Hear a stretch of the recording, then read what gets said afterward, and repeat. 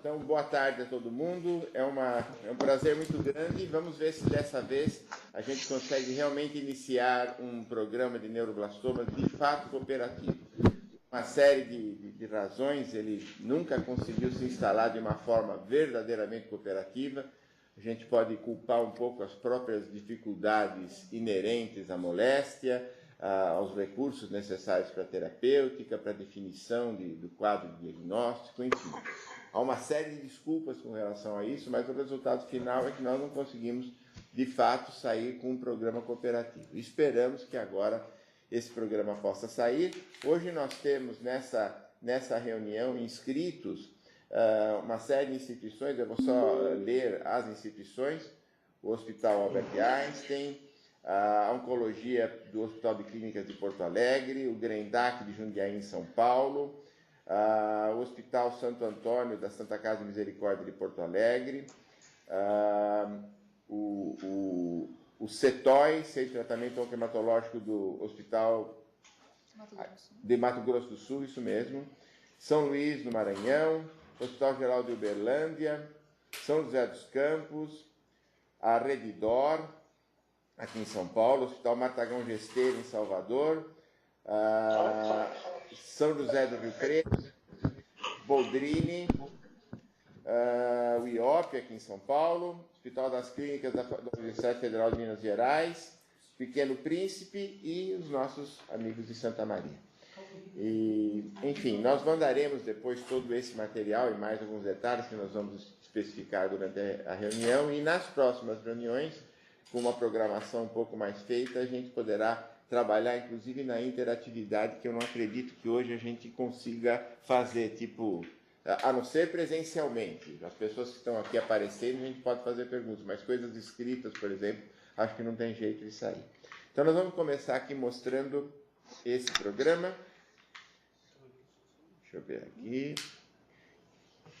Que é denominado Neuro 10 2010, vai desde o Neuro 180, quer dizer, são 30 anos aí de uma evolução em neuroblastoma. E, na verdade, esse Neuro 10 2010 é o desenho básico, começou em 2010, ele tem uma série de adições. Nós mantivemos o ano, até para ficar um pouquinho eufônico, né? E para ficar um pouco napoleônico, talvez, né? Em múltiplos de 10, né? Quem sabe a gente herde a força e a sensibilidade do Napoleão, ou a energia do Napoleão e a inteligência bélica dele para fazer desse protocolo um bom protocolo na guerra contra neuroblastomas, né? Eu queria apresentar os comitês, a organização e o suporte desse grupo, as pessoas que estão envolvidas no comitê, a Camila do Boldrini, Carolina do Itaci, está aqui ao lado.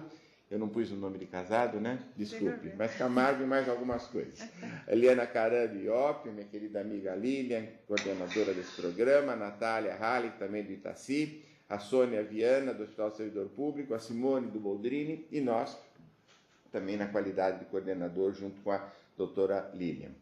Alguns comitês estão montados, né? Anatomia patológica, composta pela doutora Maria Cláudia Zerbini, Maria Irma Seixas Duarte, da USP, Escola Paulista, Biologia Molecular, doutor Israel, da USP, Imagens, doutor Henrique Lederman, do IOP, Marcelo Valente, do Itaci, Imunomodulação, pessoal do ICB da USP, Itaci, doutor José Alexandre Barbucci, a bióloga Patrícia Bergami, a logística com o senhor Adilson Rira, o engenheiro Adilson Rira, do Laboratório de Sistemas Integrados da Escola Politécnica da USP, a nossa Data Manager, que é a senhora Neuza Satico, do Itaci, e o senhor Ricardo Nunes de Oliveira, que também vai trabalhar na coordenação logística desse programa, ele que é ligado ao Instituto Stella Demarco. O Comitê de Radioisótese e Radioterapia tem o Dr. Carlos Buchpigel, do ICESP aqui em São Paulo, o Dr. Eduardo Veltman. Comitê de Transplantes tem a doutora Adriana Seber, do IOP, ou algum outro colega que ela venha a designar, a doutora Juliana Foloni e o doutor Wanderson Rocha, do Itaci. E está em constituição um comitê de cirurgia. Evidentemente, a composição desses comitês ela não é estanque, outras pessoas podem se agregar a ele naturalmente. E o suporte para todo esse programa vem da Ação Solidária contra o Câncer Infantil, da FAPESP, Fundação Criança, Instituto Stella Demarco e do Centro de Oncologia e Hematologia do Hospital Israelita Albert Einstein.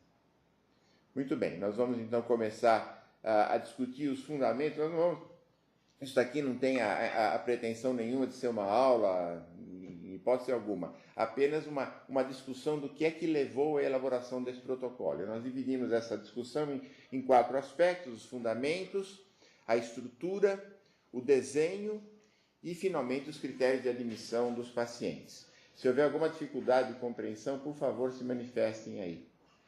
Muito bem, vamos primeiro com os fundamentos.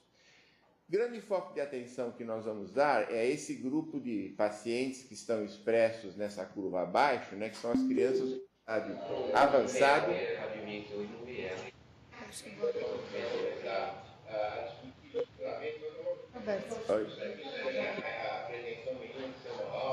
Crianças, então, com estágio avançado.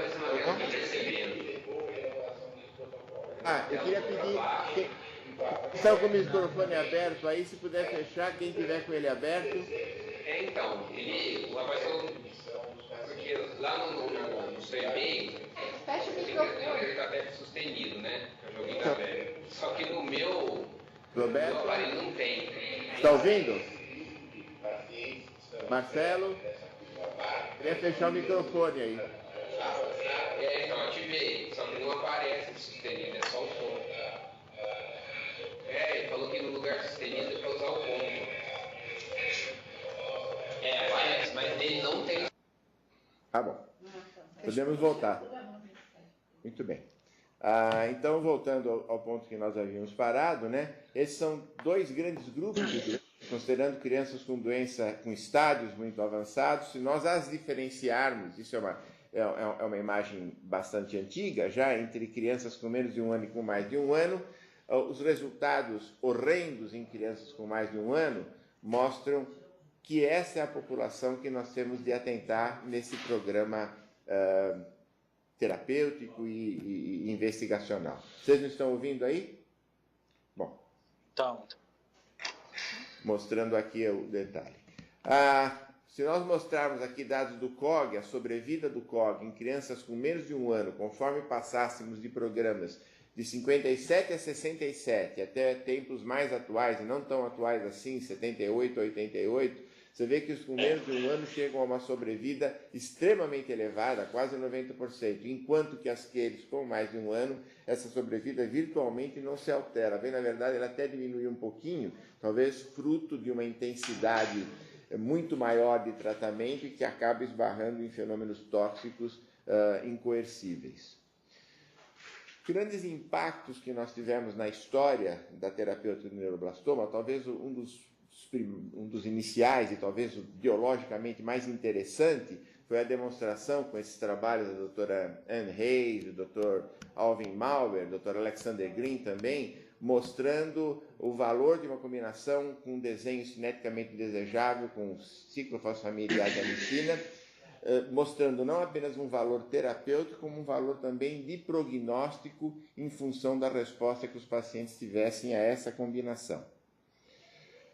Um outro ponto marcante na história terapêutica dos neuroblastomas é o impacto da adição dos derivados de platina. Esse é um trabalho já antigo da doutora Laura Bowman, mas eu vou exemplificar o que ela demonstrou usando um pouco os dados da nossa instituição.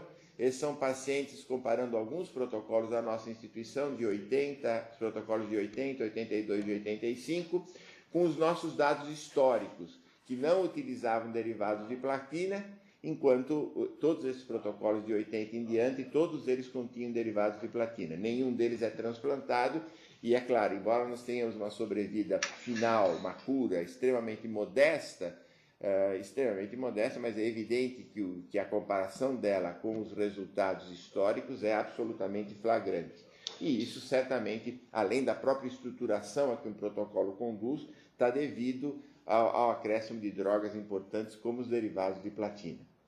O impacto da intensidade do tratamento é um outro fenômeno a ser considerado, e no bojo dessa análise a gente tem o fato de que a possibilidade de que ganhos modestos em crianças com maior idade em neuroblastoma avançado, com intensificação adicional de quimioterapia, pudessem ser maximizados através dos transplantes autólogos de medula óssea.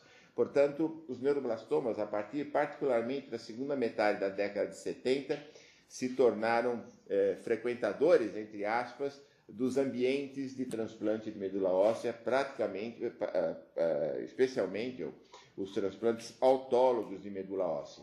E os neuroblastomas, de início, foram considerados como modelos quase que ideais para o emprego de tamo. Por essas razões estão aí especificadas. Resultados terapêuticos com tratamento convencional insatisfatório, evidências de que um tratamento quimioterápico de maior intensidade pudesse ser benéfico em seu manuseio, e ausência de evidências conclusivas da existência de um efeito enxerto versus tumor de relevância terapêutica. Bom, é claro que esse último elemento tem hoje em dia, em função de novos resultados, e ser colocado em xeque, é bem da verdade, na própria exploração de novas modalidades terapêuticas, a exploração de um recurso que leve em consideração uma eventual reação enxerto versus tumor é levado em consideração. Mas, de qualquer forma, esses 3 pontos, né, foram os que motivaram o emprego acentuado de transplantes em neuroblastoma, isso a partir da década de 70 particularmente. E a gente vai mostrar algo que todos aqui conhecem, mas apenas para fazer alguns comentários em cima, né? Resultados com neuroblastoma de alto risco, fundamentalmente crianças de idade maior, mais do que 1 ano, 1 ano e meio, e com doença avançada, particularmente com invasão de esqueleto. Os trabalhos da doutora Matai, e mostrando para vocês a tônica que ela usava na sua análise e os quadros de randomização que a doutora Matai acabou fazendo. Essas crianças eram submetidas a uma quimioterapia inicial bastante agressiva, com cisplatina, ADRA, etoposide e ciclofosfamida. Depois elas tinham cirurgia, radioterapia à doença residual grosseira, e as crianças sem doença progressiva eram randomizadas entre um transplante autólogo de medula óssea, que tivesse um condicionamento com carboplatina, etoposide, melphalan e radiação corpórea total, mais um purging com esferas imunomagnéticas, versus uma QT mantenedora, 3 ciclos apenas, com cisplatina, ADRA, as mesmas drogas que foram usadas na indução, mas sem o transplante. E os pacientes de 2 grupos, sem doença progressiva também, eram randomizados para receber 6 ciclos de ácido cisretinóico ou nenhum outro tratamento. A entrada do ácido cisretinóico aí representa a primeira experiência bem consistente, em protocolo, em grande número, de um recurso de imunomodulação ou de modulação terapêutica para pacientes com neuroblastoma. Bom, esses também são resultados conhecidos, são os dados da doutora Matai. O importante aqui é mostrar que, de todos esses 4 grupos, aquele que teve melhor resultado foi aquele que incluía o transplante e que recebia também ácido cisretinóico a seguir, como nós aí estamos mostrando. Mas nós temos de olhar esses dados, que são dados importantes, sem dúvida nenhuma, de uma maneira um pouquinho mais crítica. Se nós formos ver os primeiros resultados da publicação desse estudo, em 1999, e o seu reappraisal em 2009, algumas informações são muito interessantes e nós temos de levá-las em consideração. Por exemplo, se nós considerarmos que nós tivemos 560 pacientes incluídos, 539 eram elegíveis. Desses, 70% apenas alcançou a primeira randomização. E a segunda randomização, que era aquela que dividia entre cisretinóico e nada pós-transplante, apenas 48%. E nós vamos ver realmente que, se nós chegarmos lá no finalzinho dos dados de 99, o melhor versus o pior grupo dava qualquer coisa de transplante mais ácido cisretinóico, 55 mais ou menos 10% de sobrevida livre de eventos, versus, no grupo só com quimioterapia isolada, 18 mais ou menos 6. Quando nós analisamos os pacientes após a primeira randomização, aquele grupo de transplante com quimioterapia, nessa primeira faixa analítica de 3 anos, nós vamos ver, por exemplo, que há uma diferença significante entre o grupo que é submetido a transplante versus aquele que recebe quimioterapia exclusivamente. Só que esses dados eles caem com o passar do tempo. Se a gente vê os dados que nós temos aos 5 anos, nós vamos ver uma diferença um número de sobrevida livre de eventos, mesmo no grupo submetido a transplantes, que é inferior, e com um P significante, mostrando o valor do transplante, mas mostrando que talvez nós não tenhamos atingido ainda o resultado final analítico que esse tipo de procedimento possa trazer. E quando a gente vai para a segunda randomização, a coisa fica até um pouquinho mais evidente. Veja, se nós olharmos o grupo pós-transplante com retinóico mais nada, também tem nos 3 anos um P significante de 0,027. Aos 5 anos, essa diferença se estreita e o P deixa de ser significante. Então, vejam, o importante aqui a gente lembrar que, de todos os pacientes que foram incluídos, apenas 48% chegaram à segunda randomização, quer dizer, chegaram ao final do processo terapêutico. Isso significa o quê? Para os 539 pacientes, a sobrevida livre de eventos em 5 anos era mais ou menos 26, mais ou menos 2%. E a global, 36, mais ou menos 2%. Se nós formos olhar, e aí nós vamos nos valer aos dados publicados pela doutora Laura Bowman, quando ela analisou o impacto da adição dos derivados de platina, nós vamos ver que a sobrevida que ela tinha em 4 anos era uma sobrevida de 28, mais ou menos 5%. E isto não é necessariamente diferente do que esses valores que nós estamos aqui obtendo com todo esse tipo de recursos aplicados sucessivamente. Da doutora Laura Bowman, a gente podia deduzir que havia a necessidade de novos recursos diferentes da agressão quimioterápica convencional, que os próprios trabalhos da doutora Matai, com o uso de ácido cisretinóico, já contemplavam. O importante nessa história toda é que o grande gargalo para que nós possamos realmente fazer com que as crianças possam se beneficiar dos resultados de transplante, etc., é aumentar o número de crianças passíveis de usufruir do recurso do transplante. Dessa maneira que nós estamos olhando esses dados, doutora Matai, são, em termos realísticos, a melhor maneira de nós os observarmos, né? Vendo aquilo que aconteceu nessa população como um todo, e não apenas a população que acabou, no final, sendo transplantada. Bom, vistos esses dados fundamentais, vamos passar à estrutura desse protocolo Neuro 10-2010. Nessa estrutura, nós consideramos resultados de programas empregados anteriormente e incluindo recursos consagrados na literatura. Programas empregados anteriormente dentro da nossa instituição ou do nosso tentativo grupo cooperativo em neuroblastoma. Foram 10 protocolos de 1980 até agora. E, basicamente, nós estamos focando os dados do protocolo para neuroblastoma de alto risco, denominado Neuronove 2000, nos quais essas crianças recebiam uma janela terapêutica com 2 ciclos de topotecan em ciclo, eram reavaliadas clinicamente, depois recebiam uma quimioterapia convencional com 4 ciclos de vincristina, cicliada, carboplatina e etoposide, eram submetidas à reavaliação clínica, depois reavaliação cirúrgica, identificadas as áreas a irradiar, MBG terapêutico e, após coleta de células tronco periféricas, um transplante autólogo de medula óssea com melphalan, carboplatina e etoposide, sem radioterapia e sem outra forma de purging como condicionante. E pós o transplante, radioterapia individualizada e ácido cisretinóico. O MBG terapêutico aí, ele entrava como um purging in vivo. Nós vamos comentar um pouquinho mais para frente sobre a dose dele e sobre as dificuldades que nós tivemos em materializar esse tipo de estudo. Então, dificuldade extrema de operacionalização do recurso MBG, com iodo 131, terapêutico, pré-coleta de células-tronco. Não apenas as dificuldades inerentes à coleta de células-tronco após exposição em MBG, nós vamos falar um pouquinho mais disso mais para frente, mas, principalmente, nós podemos oferecer o recurso em termos públicos, né?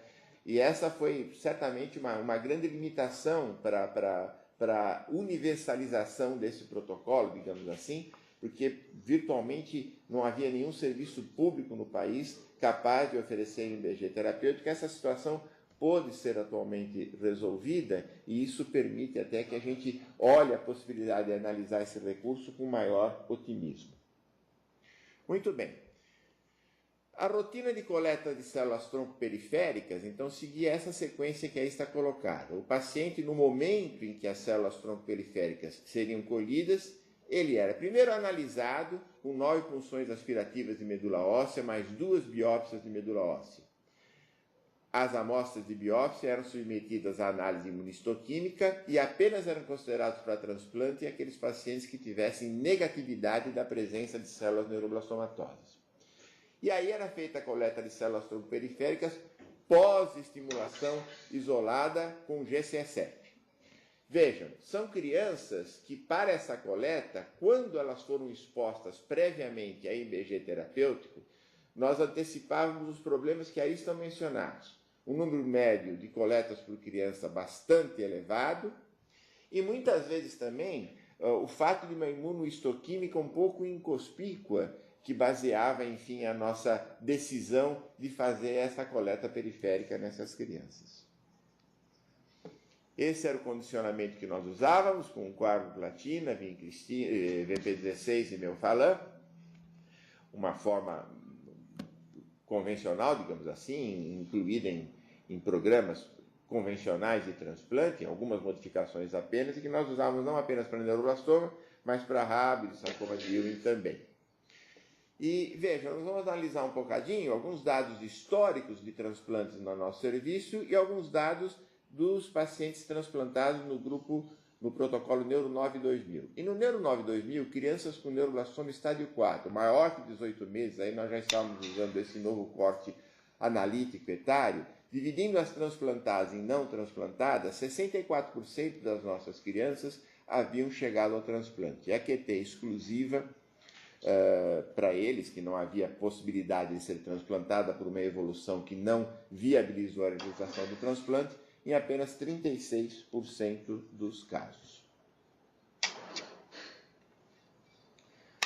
A ausência de documentação de envolvimento de medula óssea era um critério básico para a utilização de MBG terapêutico, como nós falamos, e um posterior transplante autólogo de medula óssea. 7 das 22 crianças que foram transplantadas nesse protocolo Neuro 9-2000, portanto 32% dessas crianças, tinham mínimos graus de envolvimento reconhecido de medula óssea à ocasião da programação pelo transplante. Pelo que elas foram submetidas, com sucesso, no sentido de ter uma medula morfologicamente normal, a 2 ciclos adicionais de topociclo. Quer dizer, no desenho original desse programa, nós tínhamos 6 ciclos indutórios de quimioterapia, 2 com topiciclo e 4 incluindo vincristina, carbo, etoposide, ciclo e adria, e aí 7 dessas crianças tiveram 2 ciclos adicionais por alguma persistência de doença medular. Essa informação é importante, nós vamos voltar a ela mais para frente um bocadinho. E aí vamos ver a análise global dos nossos resultados, né? E a análise um pouquinho mais específica. Veja, a sobrevida geral desses pacientes, esse protocolo Neuro 9-2000, foi 30,7, uma dispersão relativamente grande, de 9%, né? O número de pacientes não é grande. Aqui saiu alguma coisa errada. Eu vou voltar depois para trás. Esse slide não devia estar aqui. Foi para o último. Ah, não, eu já sei o que eu fiz. Eu pus o end aqui. Deixa eu voltar agora. Desculpem. Apanhei aqui do computador. Vamos lá para trás. Deixa eu ver se eu estou... Acho que já estamos aqui. Não, mais um. Para cá. Muito bem. Então, 30,7 mais ou menos 9. Quando nós analisávamos nesse grupo aqueles que tinham sido transplantados com aqueles que não tinham conseguido ser transplantados, né, nós temos uma diferença bastante expressiva, como aí pode ser vista com um P de significância. Isso reforçando um conceito de que o transplante pode ter valor nesses pacientes que chegam até ele, né, já demonstrado em muitas outras instâncias da literatura, particularmente para a doutora Matai. Esses dados aqui são os resultados dos transplantes de todas as nossas crianças, tá? Excluídas as crianças do protocolo Neuro 9-2000. Então temos um número total de 60 pacientes e temos uma sobrevida final estável de 16,86%, sendo que a recidiva mais tardia pós-transplante que nós verificamos na nossa série foi com 2.474 dias após o transplante. Isso dá um parâmetro para nós de quando que esses resultados podem ser analisados e considerados como definitivos, talvez. Muito bem. Agora, voltando à análise, então, dos pacientes do protocolo Neuro 2000, quando nós analisamos os pacientes submetidos a transplante autólogo de medula óssea, aí está o nível de sobrevida, e aí a gente gostaria de discriminar aqueles pacientes transplantados com e sem exposição a IMBG terapêutico. Isso daí não tem nenhum critério de randomização, tem apenas um critério de termos ou não termos conseguidos, com todas aquelas dificuldades que nós falamos, realizar o IMBG terapêutico. Dificuldades funcionais de ter estrutura para podermos fazer isso. Claro que não há diferença significante entre os dois resultados, mas vocês podem ver que há uma tendênciazinha muito discreta a ter um melhor resultado nos pacientes submetidos a IMBG terapêutico.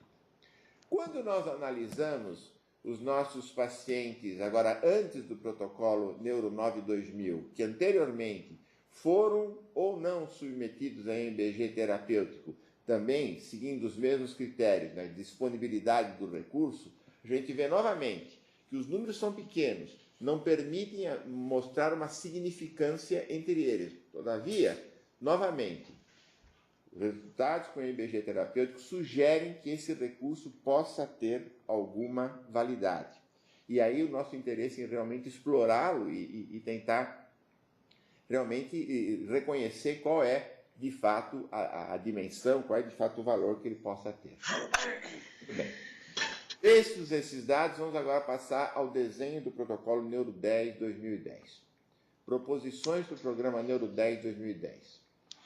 Drogas a empregar no esquema indutório, aproveitando possíveis associações sinergísticas e número de ciclos indutórios. Muito bem. As drogas são as mesmas mantidas, utilizadas no protocolo Neuro 9-2010, Neuro 9-2000. Topo e ciclo, vincristina, cicliada, caroplatina e toposide, e aí colocando em dupla aquelas que possam ter alguma associação cineticamente desejável. Agora, vocês lembram que nós tínhamos algumas crianças que no protocolo Neuro 9-2000 haviam recebido apenas 6 ciclos e precisaram de 2 ciclos adicionais de topotecan e ciclo para conseguirem uma medula livre de doença e terem a possibilidade de serem transplantadas autologamente. E aí nós gostaríamos de nos reportar a dados do European Bone Marrow Transplantation Registry, publicados em 1998, onde eles analisavam, claro que são estudos não randomizados, e são estudos retrospectivos, mas tem alguns dados que podem ser muito interessantes de serem observados.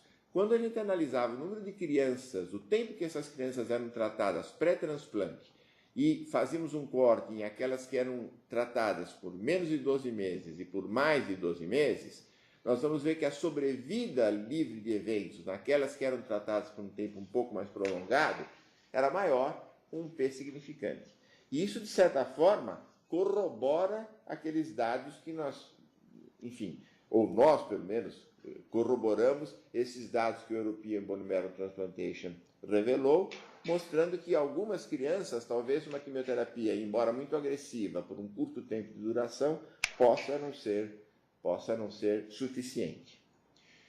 Então, isso levou ao número de ciclos que depois nós vamos mostrar proposto para o protocolo Neuro 10-2010.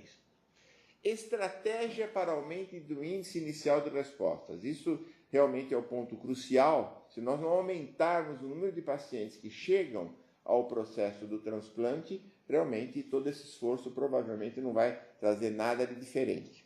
Claro que os itens 1 e 2 já oferecem aspectos importantes para que esse item 3 possa ser devidamente alcançado. Mas, de qualquer forma, a gente quer propor, além de uma quimioterapia agressiva e administrada à máxima tolerância, estudar nesses pacientes o valor da deprivação de ferro. Aí nós temos de nos reportar alguns estudos antigos. Durante a década de 70 particularmente, houve um grande entusiasmo e houve até publicação de estudos com esses títulos bombásticos, como um breakthrough para pacientes com neuroblastoma, num esquema CECAT associado ao desferal, e reconhecendo o fato de que as células neuroblastomatosas, para seu crescimento, elas dependem de ferro, daí veio a ideia de se utilizar uma depressão de ferro e, enfim, prejudicar o crescimento dessas células tumorais. Só que o recurso que havia nos anos 70 era fundamentalmente o desferal. E nós podemos bem imaginar a dificuldade que seria fazer desferal nessas crianças para a deprivação de ferro, aliado a todos os outros recursos que essas crianças tinham de receber também e as suas próprias condições clínicas também. Então, da mesma forma que os recursos de quelação de ferro surgiram e tiveram algumas aparições expressivas na literatura, da mesma forma que eles surgiram, eles desapareceram. E é evidente que ninguém mais depois quis reensejar estudos dessa natureza pela dificuldade operacional implicada no uso associado de desferal a esses pacientes. Então, nós teríamos de esperar uma nova etapa em que nós tivéssemos outros quelantes de ferro, por uso oral, por exemplo, eficientes e que, enfim, pudessem permitir uma análise dessa natureza um pouco mais prática. Muito bem. O outro critério, embasando esse novo protocolo, é conseguir um máximo grau de resposta possível para transplante, utilizando, inclusive, o MBG terapêutico. Muito bem.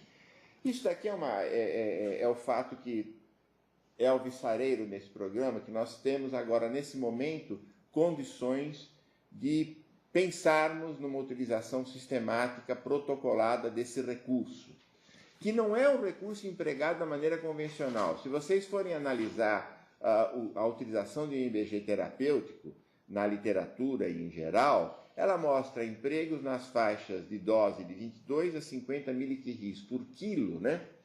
E, enfim, se você for fazer um emprego de uma dose de 22 a 50 miliquirris por quilo e imaginar que você vai depois coletar uma medula óssea exposta previamente a essa dose de MBG, isso nós não vamos conseguir jamais.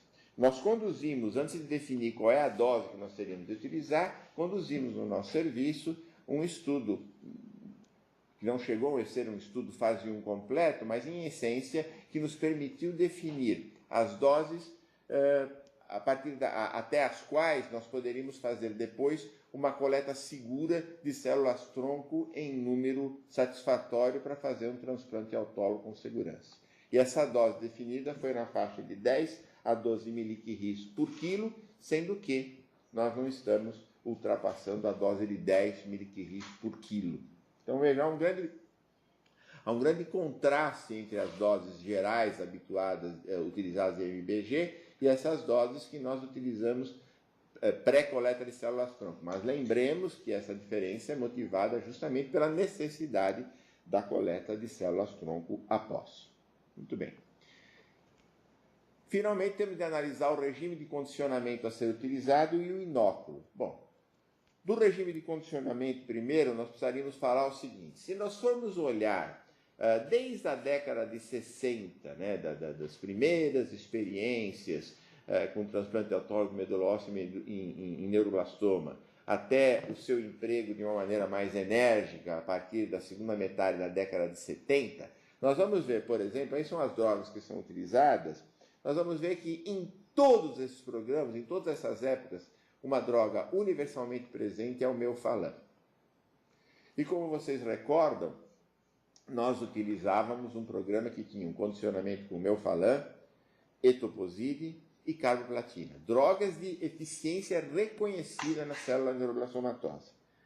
Mais recentemente, passaram a ser utilizados alguns outros esquemas de condicionamento, particularmente a associação de busulfan com Melphalan. E eu gostaria de mostrar aqui para vocês alguns dados do European Bone Marrow Transplantation, novamente retrospectivos, em que se analisa sobrevida global conforme uma série de esquemas de condicionamento que são utilizados. incluindo radiação, até radiação exclusiva, Melphalan exclusivo. Vocês vejam que não há diferença entre esses grupos significante em nenhum nível, inclusive com uso específico de Melphalan.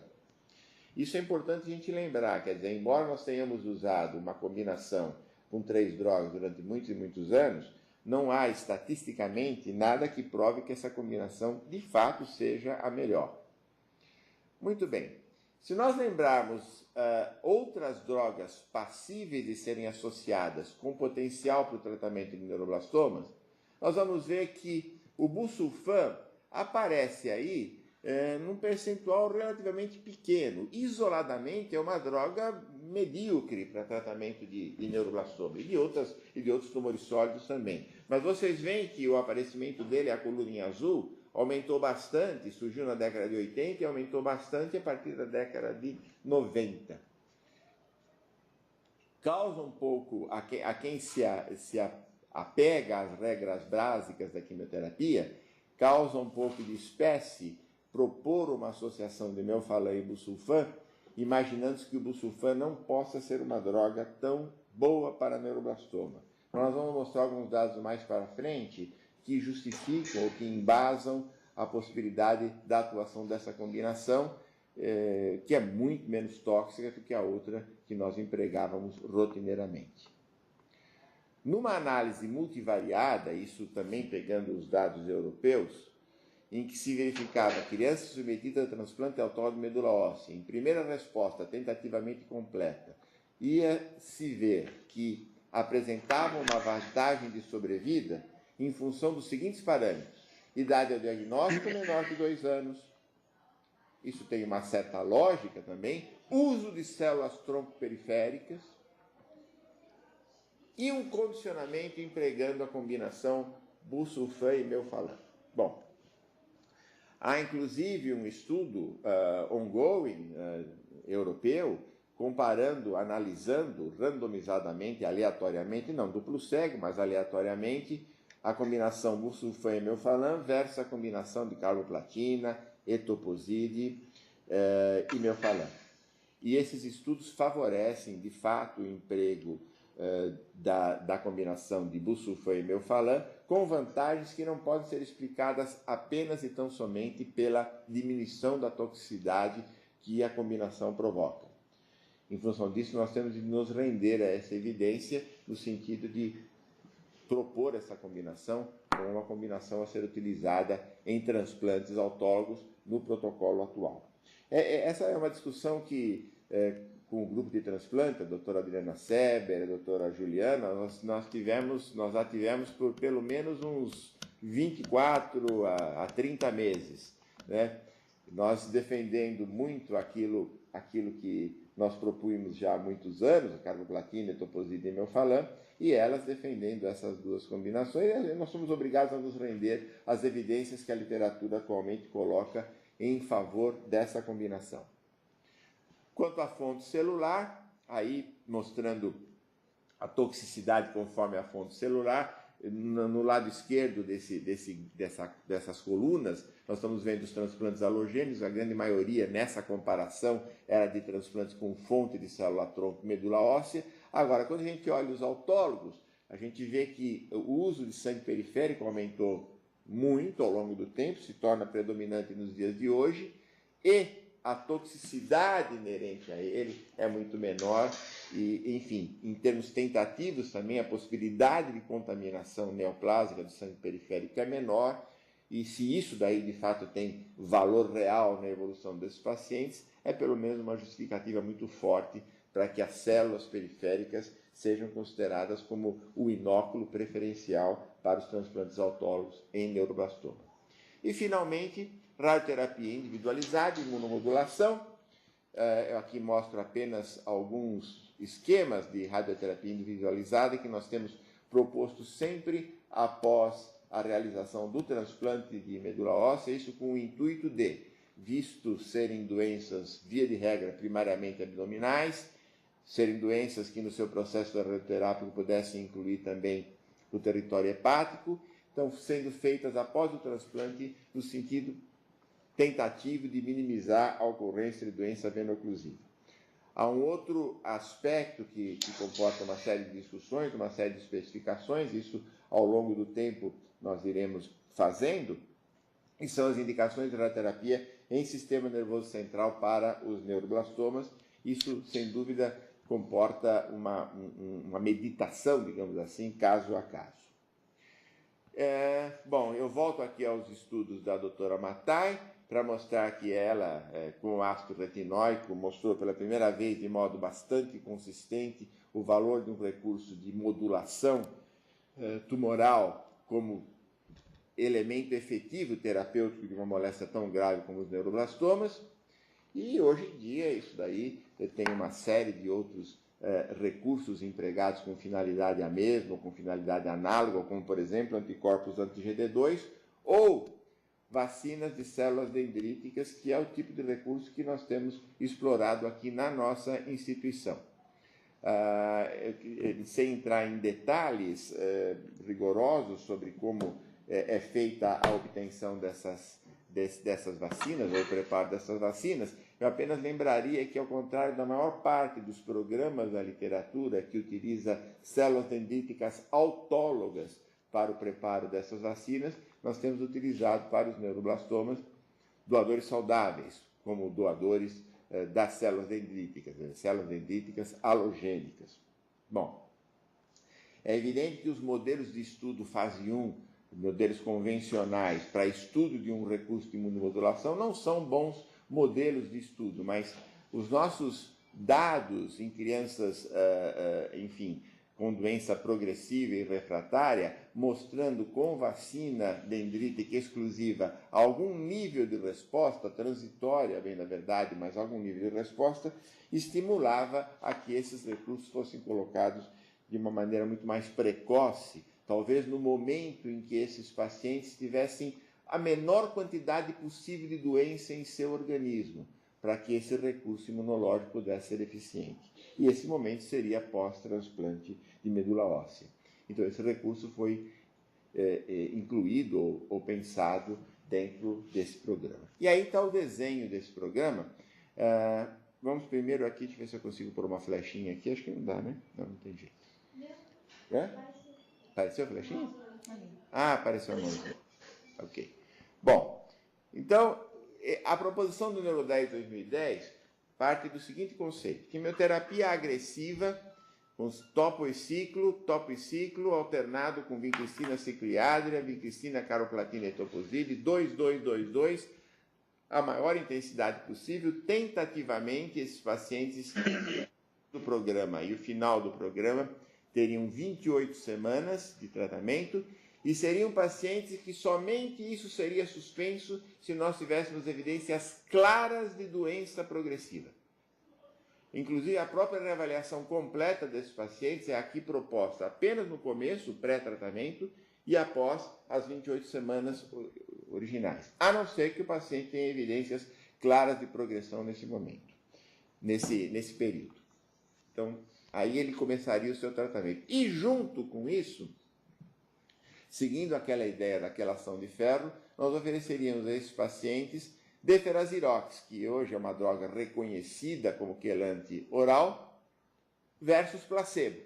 A dose proposta de Deferazirox de 20 mg por quilo é realmente uma dose embasada na tônica de realmente depletar acentuadamente esses pacientes de ferro. Agora, aí surgiu um outro problema, talvez muito ligado à nossa própria realidade. Nós chegamos a fazer um pequeno ensaio com a nossa população de pacientes no nosso ambulatório, de várias moléstias, perguntando a esses pacientes se eles aceitariam uma randomização, uma distribuição aleatória, com um placebo versus uma droga como o Deferazirox, junto ao tratamento convencional de seus filhos. E nós tivemos uma aceitação que foi quase que na faixa de um dígito apenas, foi pouco superior a 10%.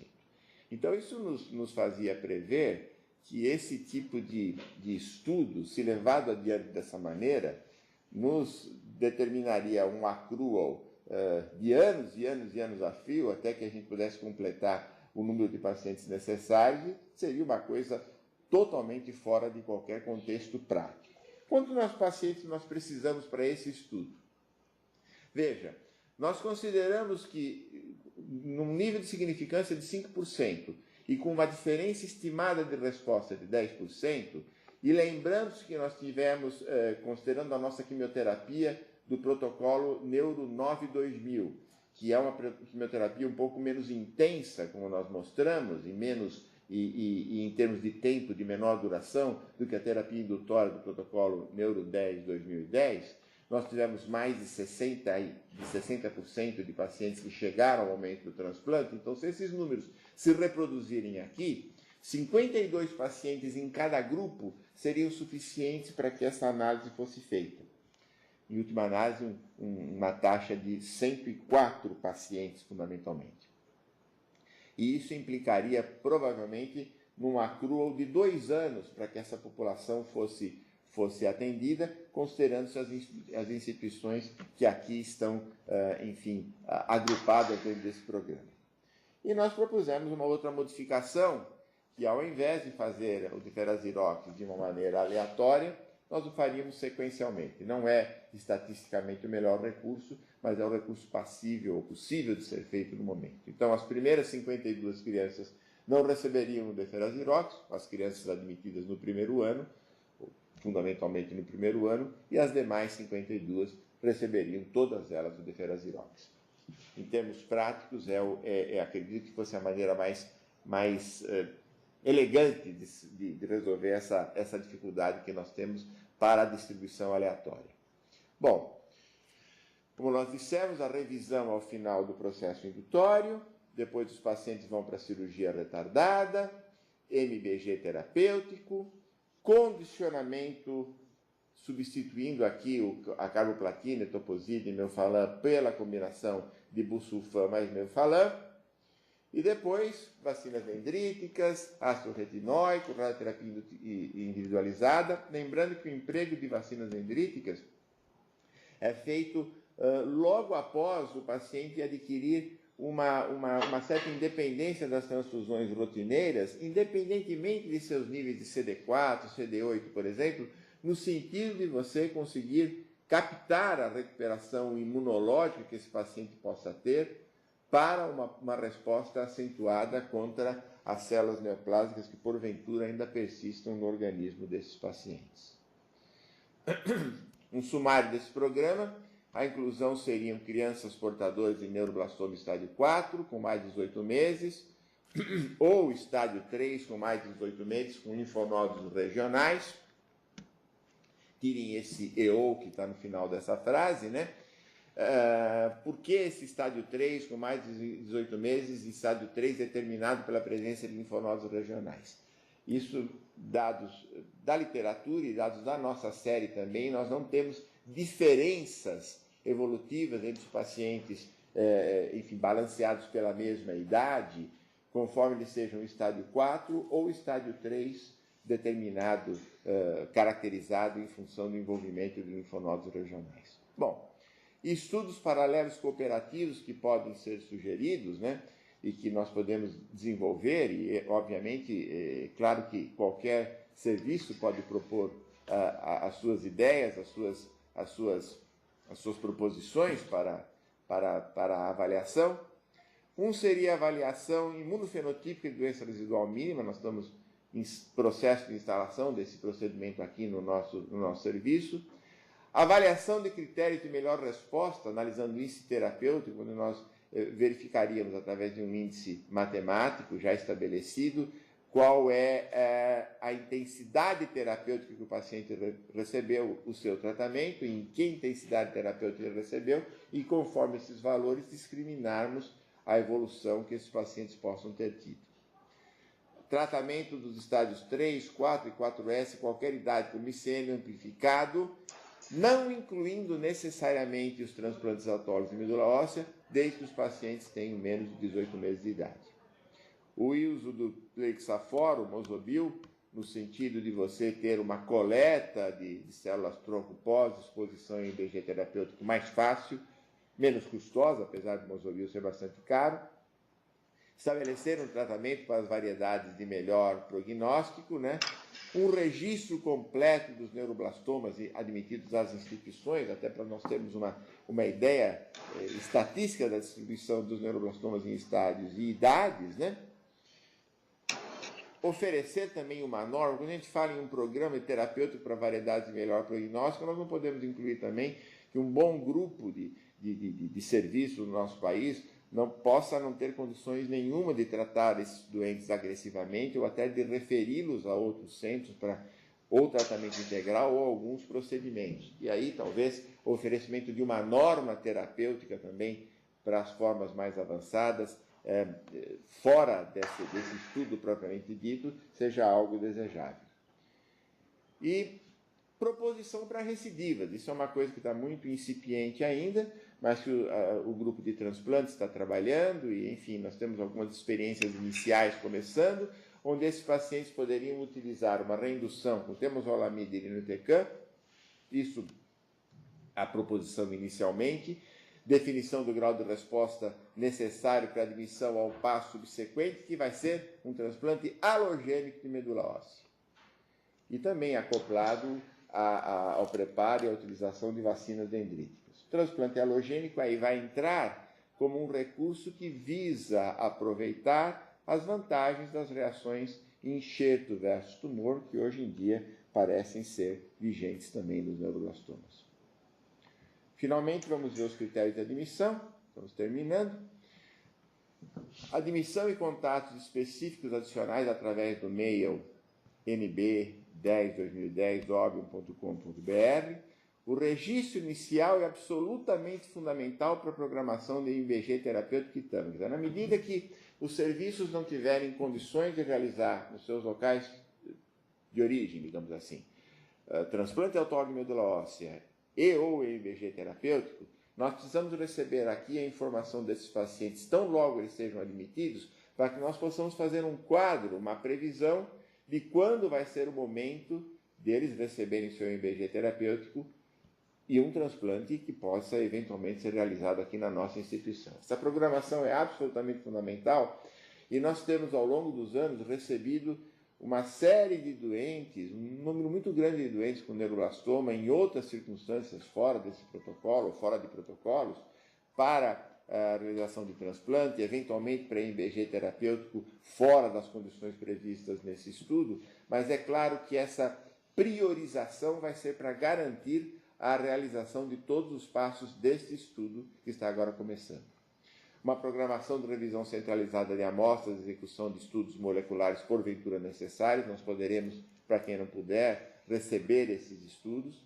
Nós temos de nos inserir como grupo no Global Neuroblastoma Network, não apenas como instituições isoladas, a nossa está, mas é evidente que seria importante que o grupo como um todo se inserisse.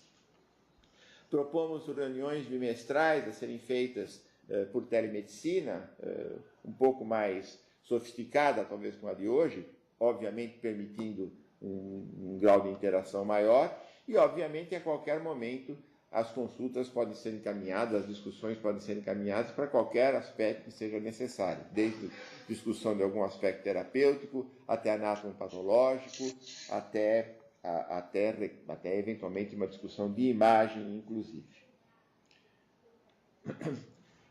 Essa página não dá muito bem para vocês verem, aqui está num programa Excel, mas nós estamos passando isso para Access, e no momento inicial da admissão os serviços receberiam esses programas, que é a maneira como esses pacientes teriam os seus registros de informação. É um registro bastante simplificado para permitir que essa coisa realmente possa ocorrer e possa dar as informações analíticas necessárias. Isso é só a parte inicial desse registro, né? Há muitas outras, isso depois nós mandaremos a cada um dos serviços por e-mail todos esses detalhes.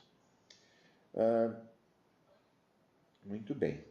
Eu acho que com isso a gente termina. Acho que terminamos. Eu queria agradecer aqui ao final dessa apresentação, né, a ajuda de uma série de pessoas sem as quais esse início de trabalho não seria possível.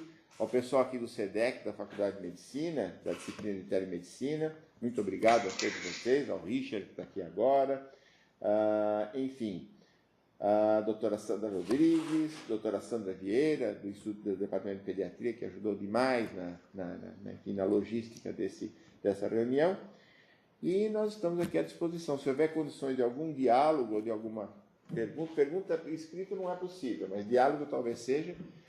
Senão, nós vamos mandar a todas as pessoas que encaminharam, enfim, sua inscrição para essa reunião, nós mandaremos todos esses dados, mandaremos o protocolo, mandaremos os documentos de aceitação nos órgãos de pesquisa aqui da nossa instituição, e, enfim, em Brasília também, que nós já os tenhamos, e, enfim, estamos aí à disposição para qualquer discussão que possa ser necessária.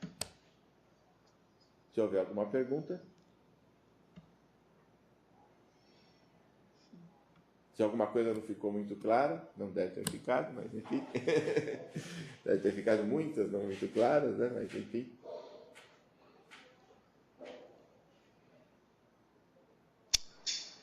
Valdir, você não vai falar nada?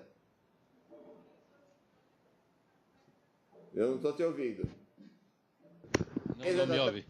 Depois da não, eu acho que você foi bem claro, porque eu venho acompanhando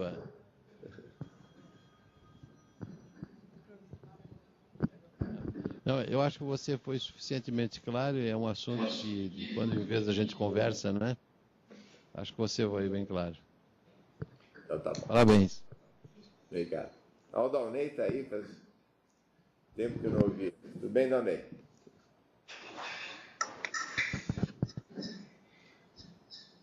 Alguém mais? Eu estou vendo aqui, as imagens que eu vejo aqui são dos nossos colegas de Minas, tem os nossos colegas de São José dos Campos também apareceram, o pessoal que está no Einstein. Se houver alguma coisa que a gente possa discutir, se não, vocês aguardem, em breve nós vamos mandar, talvez na próxima semana, todo esse material a vocês por e-mail.